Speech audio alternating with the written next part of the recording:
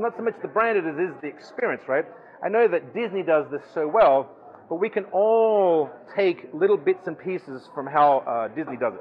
All right. C then is for caring. This is probably one of the ultimate pieces of this entire book for me.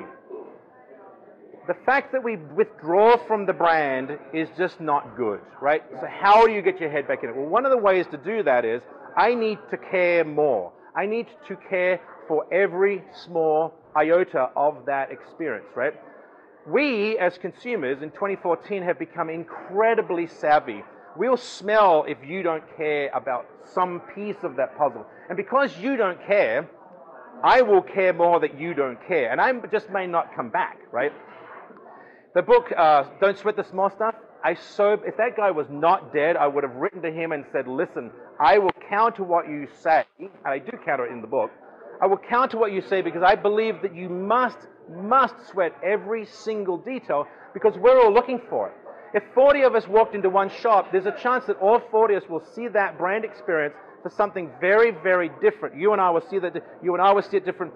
So collectively then, you better figure out exactly what it is that you do. So therefore, you need to see every single detail as clearly as possible. All right, so what I love about this, some of the alphabet came together so perfectly, like I invented the alphabet.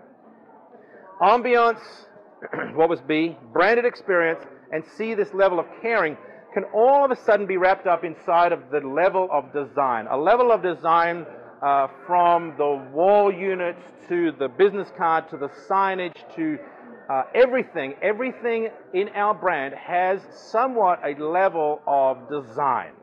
So part of that design too is how do you keep that design consistent, fresh, right? And it's almost that crossing that allows great brands to happen, right?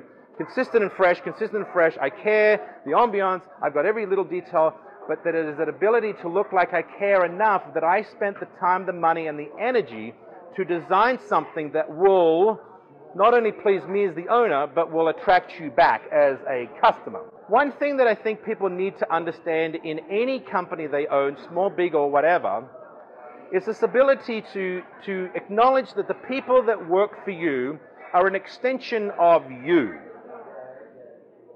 They are an extension of you.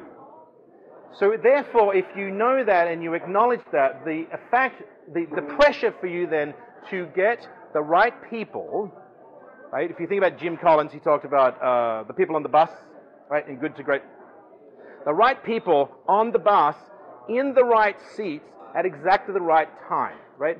I will up that by saying that I believe 100% of every fiber in my body that you should only hire people. And if you're curious what a people is, reverse what a people is. People, not a people person, but a people is someone that gets along with other people. That's it. I just want people that get along with other people. Because can you imagine what happens if you have somebody that doesn't get along with other people? Doesn't get along with me? That doesn't mean I don't want to have somebody around me who is not a contrarian, right? I don't mind a contrarian. Goodness knows I need him. I've got one of my buddies right here who's very much a contrarian. That's not my problem. I, though, want people that will get along with me.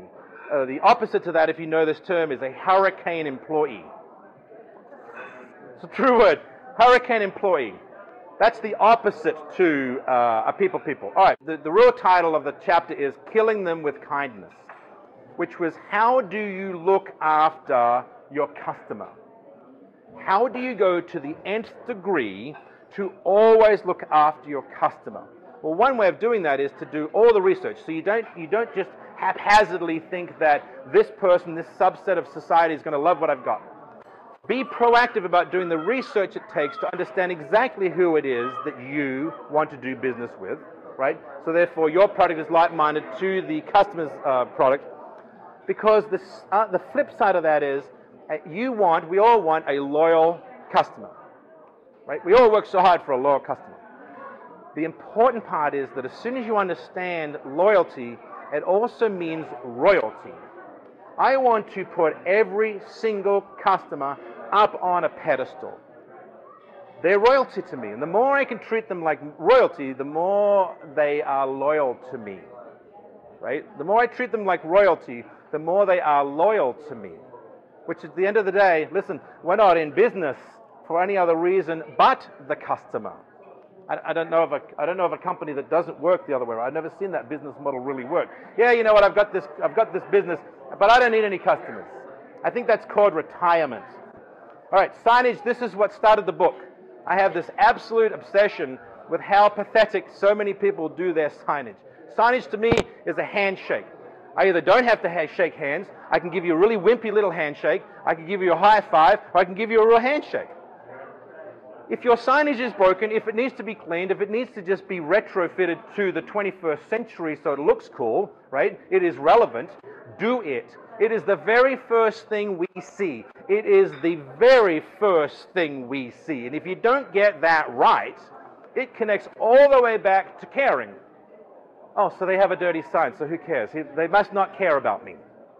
A dirty sign, a broken sign, sends 100%, I'm not kidding, 100% notion that you do not care about me. If you can't fix as simple as a little sign, then how are you going to do anything else well?